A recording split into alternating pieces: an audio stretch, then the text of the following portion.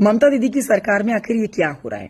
Criminal औरतें jail में कैसे हो रही हैं प्रेग्नेंट?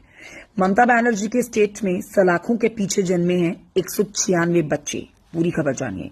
पश्चिम बंगाल की महिला जेलों में बंद कैदियों ने 2024 से 2025 तक 196 बच्चों को जन्म दिया है। इन बच्चों को जन्म देने वाली ये महिलाएं थी जो किसी जुर्म की सजा काट रही थी और जेल में थी। लेकिन हैरानी की बात यहां पर यह है कि इन महिलाओं को जब जेल में लाया गया था तब ये प्रेग्नेंट नहीं थी। अब सवाल ये उठता है कि ये महिलाएं आखिर गर्भवती कैसे हो गई और इन बच्चों के पिता कौन है? देखिए, इस मामले के सामने आने के बाद से अब राजनीतिक आरोप प्रत्यारोप का भी सिलसिला शुरू हो चुका है। इस मामले में कलकत्ता हाईकोर्ट में मुख्य न्यायाधीश की पीठ के तहत एक जनहित याचिका दायर की गई है। जेल में इस तरह के बच्चों को पैदा करना बहुत बड़ा विषय है, चिंता की बात है, जिस पर हाईकोर्ट ने संज्ञान लेते हुए हैरानी जताते हुए कहा है कि जेल में रहने के दौरान महिला कैदी गर्भवती हो रही है, जिसके बाद जेलों के अंदर बच्चे पैदा हो रहे हैं। कोर्ट ने आगे कहा है कि अभी पश्चिम बंगाल की कई जेलों में 196 बच्चे रह रहे हैं।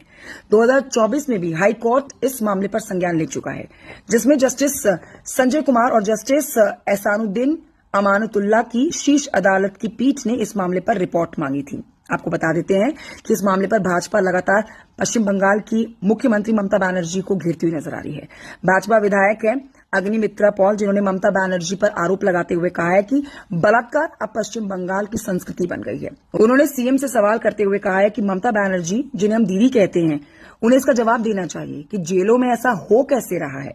महिला कैदियों के साथ यौन संबंध बनाए जा रहे हैं। इसके साथ ही ममता बनर्जी के इस्तीफे की भी मांग करते हुए उन्होंने कहा है कि पश्चिम बंगाल में महिलाओं का इस्तेमाल कई कामों के लिए किया जा रहा है, जो कि शर्मनाक है। उनकी जेलें सुरक्षित नहीं है और महिलाएं भी सुरक्षित नहीं है।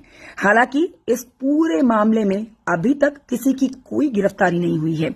आप इस मामले को जानने के बाद अब क्या सोच रहे हैं? कमेंट करके जरूर बताइएगा।